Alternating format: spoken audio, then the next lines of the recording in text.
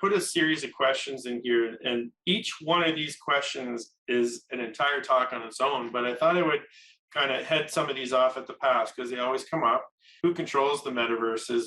Right now, all those companies along the bottom there, they really would like to control all the activity. And they're spending billions of dollars building these virtual worlds that people are going into for playing games or for social reasons, for concerts. So when they build a virtual world, they own that virtual world and they can control whatever goes on in that virtual world. So if I want to go in there, maybe it's a public space, I can just go in, or maybe it's a walled garden and I need a ticket to get in there. I need some kind of credential to get into there. So if you build it, you can control who goes in there. But keep in mind that I mentioned at the beginning that this virtual world is infinite. So, if you don't want to go in Microsoft's world, then you can go somewhere else that's more public. And will the metaverse have its own economy? Most certainly. It will interact with our physical economy. So there'll be lots of interplay between the two, but it will have its own economy in that people will own things in there and they will not be physical objects, but they will be property nonetheless. And what kinds of new jobs will be in there? As I mentioned before, if you're building a whole society in a digital realm, there'll be jobs just like we have in this world, but in there. So, an example might be that virtual newscaster or journalist who's wandering around through all the virtual worlds looking for news stories.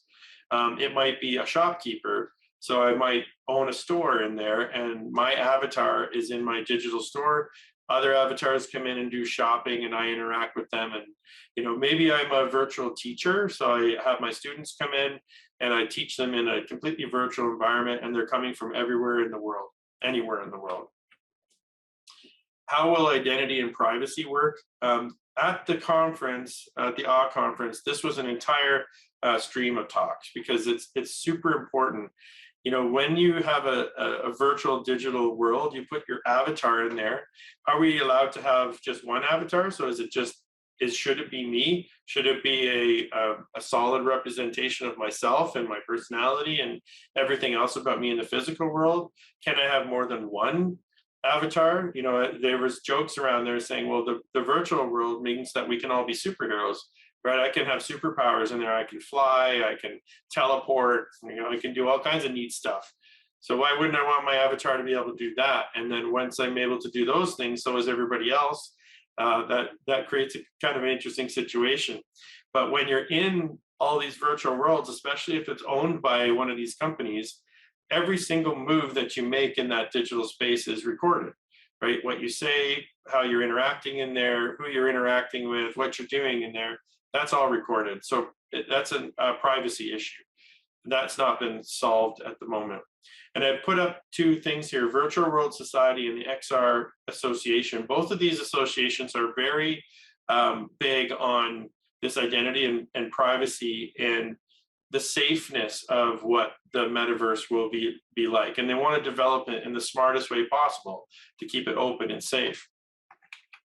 What about social disconnection? This pops up all the time. So what if it's so compelling that I just want to put my VR headset on and go in there and then totally ignore the physical world because the physical world is too awful, but the virtual world is amazing, right? That's always the case. People say that about video games or movies or anything else really, but yes, that's an issue. But the metaverse could also be about social connection because I can then interact with people anywhere in the world and I can congregate with the people who think like me or I want to share ideas with and maybe don't think like me. What about accessibility? I mentioned this before, but there's a lot of work being done on all the senses. So I showed you some of the haptic stuff about touch.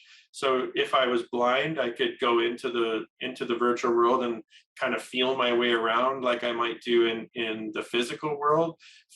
If I'm deaf, I can have text show up on the screen in front of me and tell me what people are saying and what's going on. There's also the descriptive video that can be done. I went into one demonstration, which is like immersive sound. So you can put the headset on, it gives you like surround sound, but on steroids. So I could kind of feel my way around an environment with my eyes closed simply by listening to the environment. Really fascinating.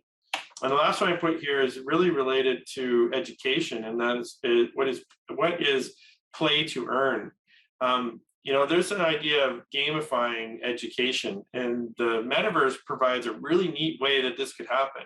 In that, if I'm in a physical simulation and I'm, say, learning how to drive some heavy equipment or operate a crane, if I learn it in virtual reality and I can maybe play a game around you learning how to use a crane, maybe I can earn points, and the points then get me towards a credential. And then in the real world, maybe I have to go and do a test and show that I can really operate a crane, or do a few courses in the physical world to top up what I learned. But this idea of playing to earn, so you could basically be in a video game doing all kinds of stuff, maybe learning a language or learning science and math, and you have to learn topics in order to progress in the game. And if you've done that, you earn credentials. So lots of really cool implications for society. On the second last slide, I think here, and I mentioned that the virtual world society, they want the metaverse to be free, open, and safe, right? So it shouldn't be this elite thing. It should be for everybody. And they've just released this prize, this VR competition, saying, can we use XR technology to solve or work on solutions for the sustainable development goals? So all these things, climate change and poverty and clean water, gender equality, can we use XR to solve some of those things? So the challenge is out right now. So if you've got ideas, then you can submit to this competition. So we're at the end, and so I hope now you get a better sense of what the metaverse is, and maybe why it's not the metaverse, or maybe there could be a different word. So do you have a better name for it? If you do, maybe your term will be coined and everybody will start using it. And I'm wondering, are you gonna help build it, and are you already starting to build it? I'm gonna just make one point there about building it. So I'm not a programmer. I'm not a computer programmer. I think I learned how to do program in BASIC way back in the 80s. That's about as far as I went. So, but I was able to build a couple of virtual worlds, in one in Altspace VR and one in Rec Room, because it's a tangible activity. I can just pick a digital object, put it on the grid, and then expand it, contract it. I can make shapes. I can put stuff in there, and then suddenly I'm in this immersive 3D world that I created.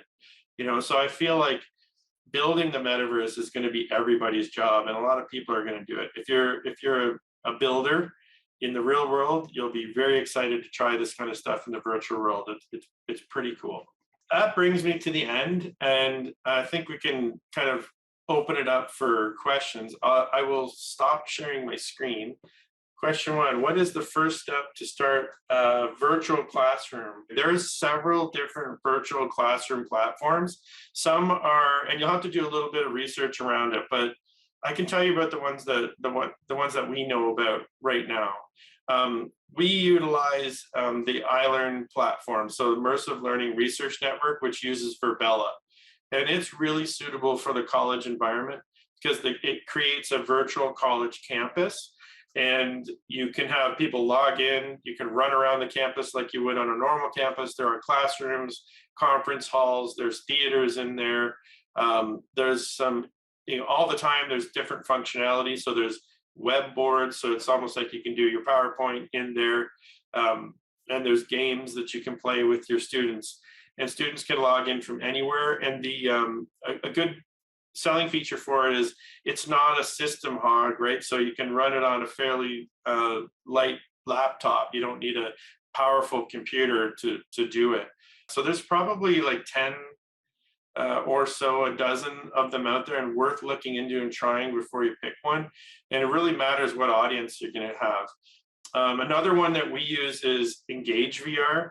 Engage VR is kind of a mix like between the primary and the college version I was just mentioning. It has a lot of different experiences where you can set up the classroom you want. So, I mentioned I went to the Oxford Library in virtual reality. That's in Engage VR, right? And we went from the Oxford Library to Pompeii, a theater in Pompeii. Then we went to Mars. and we were walking around on Mars and looking at, when we got to Mars, this is the craziest sense. When we got to Mars, there was a sculptor there making large sculptures, and he was a teacher teaching Pythagorean theorem on Mars, because you can use the shadow of a statue to calculate the height of the statue using the Pythagorean theorem. So it was like, wow, this is so interesting, right? So the sky's the limit, and the creativity is really all you need to come up with these kinds of things. I want to just address something in the first question again. Said, a person with limited computer knowledge. Most of these experiences are pretty easy to pick up. A lot of our faculty who really embraced like the virtual campus and teaching in Engage VR, they're not computer scientists. They're actually just the teachers who are the most excited about teaching. And they saw that these tools can provide a different way to teach and make the students very, very interested in what they're learning, right? And so they wanted to learn them. So they themselves bought a headset, or we got them the headset, and then they can log in, and away you go, and you can set it all up. And it's fairly easy, the short learning curve. So the second question was about, can the different multiverses or metaverses interact with each other? And you have to have accounts on each, like Facebook, Twitter, blah, blah, blah. So the goal really is that one day you'll be able to have an avatar or two, and you can hop around from one world to the next. And at the conference, I was talking to this artist who's building a bunch of worlds, and they're very stylistic. So they're almost like you go into an anime world and everything looks like anime. And she was saying, I don't want somebody to come in there with their Viking avatar into my anime world where it doesn't fit thematically, right? She's like, but I know it's going to happen, and I'm going to have to deal with that one day. All right, or Pokemon showing up, and there may Pokemon fits, but you can see what I mean, that the avatars may not fit the scene, maybe cartoon versus photorealism. But the goal is that you eventually be able to hop around. How many years do you think XR technology will become mainstream for conducting commercial business? So usually my predictions are wrong by a factor of 2. So I think in 2 years, we will be seeing people doing quite a bit here. So it's probably more like 4 or 5 years. But it's always the adoption curve, right? So you got the early adopters who are already doing it. And then people like me who are maybe, I'm an early adopter, but I'm a little later than others. And, I'm just starting to think about, okay, what if I purchase something in there that I haven't done it yet, but I've been thinking about it, other than purchasing a game. But so we're still on this pathway. It'll be a little bit longer, but companies like Amazon and Google are just blazing the trail. Like Amazon wants everything 3D on their sites. And if you go on Amazon now and go shopping, some products, you will be able to click on them and you have a 3D experience with them. You can take them and rotate them around, zoom in and out. And I don't know whether you can see it in your headset yet, but probably. So yeah, it'll be 4 years, 5 years, this will be everywhere. So most of the VR spaces that you go into now, you'll notice that there's no advertising in there, or very little, or it's fake advertising. So if you go into AltSpace VR and you're in your dorm or your room there, your apartment, you can look out at the apartment, there's billboards out there, but they're fake billboards. But I imagine one day those are going to be just covered in advertisements. And that as you say, walk around Facebook Horizons, an ad will pop up and it'll be relevant to something you like. It's like, hey, Jamie, there's a Star Wars exhibit over there. It's only $10, or it's only 0.00001 crypto coins that go in there, whatever. So I'll be like, sure, it's targeted directly to me. It's inevitable that will happen. And hopefully it doesn't destroy the experience, right? How do you think one must prepare in order to pursue careers in metaverse-related ventures? That's a great question. I think right now, exposure is good. So trying out everything and just seeing what it's all about. Depending on what you want to do in there, and if you're a techie and you like computer programming, You might want to go into the programming side. There's a lot to do in there. If you're artsy, there's lots of applications. Like there are artists making money in the metaverse right now by doing sculptures, live sculptures, or they do big immersive art installations in the metaverse. So you go to their exhibit and you can walk around in it and experience it. I've been in a few of those, and they're mind blowing. Imagine, there's one I saw at the conference, which I wasn't able to videotape. It allows you to go into classic paintings.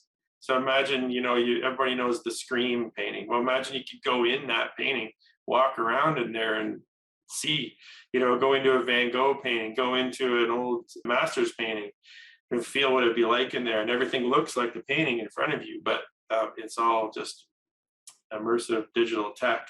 So there's that in careers. The world building obviously is huge. So if you learn Unity and Unreal Engine and some of the other things about building virtual worlds. Okay, the main concern I have in the digital worlds is leaving digital footprint. It can be used to target me anywhere I go, even to manipulate my decisions. Yes, I have the same worry. I wonder about that. We had this conversation about the end of privacy. So we headed that direction. This is kind of a big esoteric topic, but we going to the point where there's just no privacy at all. It's like you just assume that everything is known about you. And even having an AI that purchases stuff for you because it knows that you are going to want it and helps manage your money. I don't know. I don't know where this is going, and it's a longer conversation, but certainly an issue. And another topic that got brought up at the conference a lot was the safety factor, for both adults and children. So if you're in there, can you be harassed? What about crime in there? What about sexual assault in the metaverse? These are topics that are being discussed right now. And are they real crimes if it's something done to my digital avatar? Yeah, it's going to be a really interesting time for all of us. Some ways, I'm really happy that I'm living through this and seeing it all and experiencing it firsthand. And in other ways, I'm a bit scared.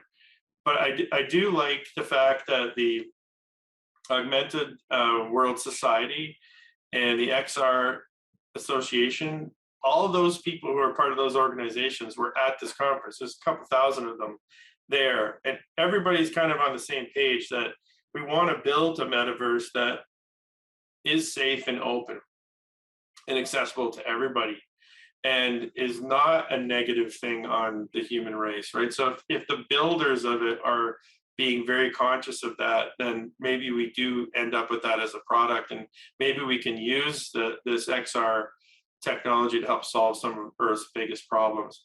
There's a really interesting concept around the metaverse called dematerialization. And I talk about it in my other talk there, but really what it means is if we have a digital copy of our world, why wouldn't we want to have digital versions of some of the things that we want to own?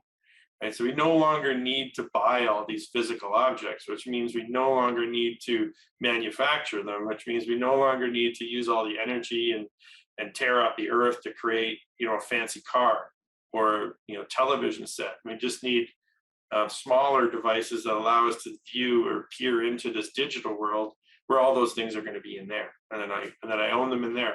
And maybe it's even better because I got a flying car, which is cool.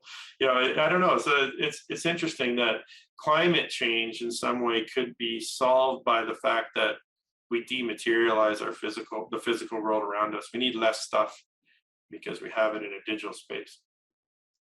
I have a question actually for you. It's regarding NFT. So, I was just curious, how did that monkey NFT get stolen? I just thought with the blockchain, that was the good idea of it, that, everything was safe and secure and 5 different computers won't release it type of deal. But like, how did that happen? No idea. It's flawed technology, or it's an inside job to sabotage the trust in NFTs. I don't know. I don't have a solution for you there, but I do like the concept of NFTs. I'm an artist in my spare time, and I wish I could. We sell our songs and stuff through Spotify, and and all that, but I get nothing, like almost zero for every time somebody plays one of my songs. And I'd rather just let somebody play it for free. And if somebody used it commercially, then I'll get paid for it in that sense. And I would own it. And I don't have to have these big distributors handle my art. And I think a lot of artists are really interested in NFTs that way, but also world builders, and the NFTs could protect your own personal data. So as you make your own data, it's stored in an NFT, and if Facebook wants to use it to sell you something through an ad, then you get paid because they used your data to show you the ad. So that would be a much better scenario than the current scenario where they're basically stealing all our data and then selling it back to us. There's a lot of people who are really worried about cryptocurrency for obvious reasons. It's still new and it's very volatile. And some people say, well, it'd be better just to have transactions with normal currencies that are tied back to some physical value, like the value of a country or gold or whatever. But cryptocurrencies can have benefits in a virtual world, and that you remember I said, like, if I built my own virtual world and you got to have a ticket to come in, I can control all the economy within my world by having my own crypto coins, so that it's all self-contained. So it does have some benefits there, and then that coin could be traded for real currency if you earned a lot in my world and left, sell it back. So I don't know that. So I see. I'm an optimist around cryptocurrency. I'm not very happy right now with how much it's crashed. However, I think it's going to go back up. And it'll go up 10 times as where it was before. That's my prediction. Jamie, that was fantastic. Thank you so much. So thank you so much for having me and asking me to come do the talk, Kendall. It was really fun, and I hope everybody enjoyed the session. Fascinating, great information. Got my mind thinking. So thank you so much for your time, Jamie.